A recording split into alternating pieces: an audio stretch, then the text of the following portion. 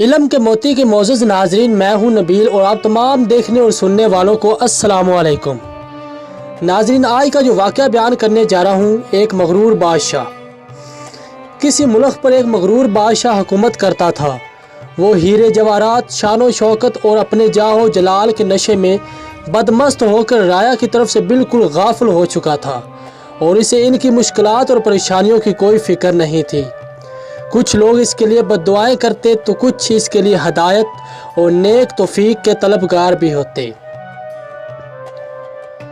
ایک وقت آیا جب خدا نے رعایا کی سن لی۔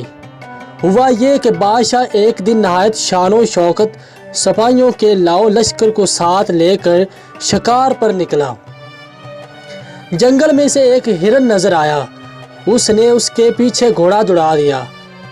ہرن کا تعاقب کرتے ہوئے وہ بہت دور نکل آیا اور راستہ بھٹک گیا۔ وہ اپنے محافظ دستے اور تمام درباریوں سے بچھڑ گیا تھا۔ ادھر انہوں نے بادشاہ کو بہت ڈھونڈا، لیکن گھنے جنگل میں مایوسی کے سوا کچھ ہاتھ نہ آیا، اور یوں بھی رعایا کی طرح بادشاہ کے سپاہی اور دربار سبھی اس کی اکڑ اور غرور سے تنگ آ چکے تھے۔ انہوں نے اپنے فرما روا کی تلاش بند کر دی اور واپس لوٹ گئے۔ بادشاہ سارا وقت راستہ تلاش کرتا رہا، لیکن نہ تو اسے اپنے محل کی طرف جانے کا راستہ ملا اور نہ اس کی درباری۔ اس دوڑ دھوپ میں اسے پیاس لگنے لگی، مگر کہیں بھی پانی نہیں ملا۔ میلوں چلنے کے بعد اسے بہت دور ایک جھونپڑی نظر آئی تو وہ خوشی سے پاگل ہو گیا۔ اس نے سرپٹ گھوڑا دوڑایا اور جھونپڑی تک جا پہنچا۔ وہاں ایک بزرگ بیٹھے عبادت میں مشغول تھے اور ایک طرف کونے میں پانی کا گھڑا رکھا تھا۔ بادشاہ نے بڑی بےتابی اور خشک زبان کو بمشکل حرکت دے کر بزرگ سے پوچھا، پانی مل جائے گا ایک گلاس؟ ہاں مل جائے گا، مگر ایک شرط پر۔ بزرگ کی پرجلال آواز جھونپڑی میں سنائی دی، مجھے ہر شرط منظور ہے، میں اس سلطنت کا حکمراں ہوں، پانی پلا دو۔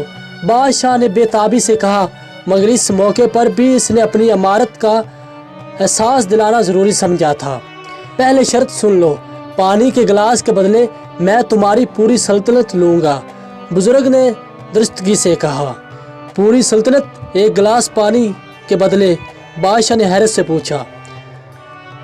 بزرگ نے کرخت لہجے میں کہا، ہاں منظور ہے تو ٹھیک، ورنہ یہاں سے چلے جاؤ اور مجھے عبادت کرنے دو۔ پیاس کی شدت سے بادشاہ کو اپنا دم نکلتا محسوس ہو رہا تھا۔ اس نے نڈال ہو کر کہا، مجھے منظور ہے، اب مجھے پانی دے دیں۔ پانی پی کر بادشاہ کی جان میں جان آئی تو وہ بزرگ سے کہنے لگا، وعدے کے مطابق اب میں بادشاہ نہیں رہا، اب میری جگہ بادشاہ آپ ہوں گے۔ آپ میرے ساتھ محل چلیں اور تخت سنبھال کر مجھے وہاں سے رخصت کریں۔ بادشاہ کی بات سن کر بزرگ نے مسکراتے ہوئے اور ایک بے نیازی کے ساتھ کہا، جس سلطنت کی قیمت ایک گلاس پانی ہو، اس کی حقیر بادشاہت لے کر میں کیا کروں گا؟ یہ سن کر بادشاہ بہت شرمندہ ہوا۔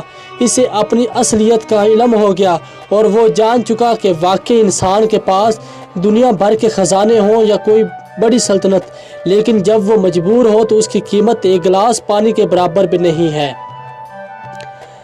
بادشاہ کے دل سے شان و شوکت اور اپنی امارت کا سارا ذوق و شوق اور ہر آرزو گویا جاتی رہی۔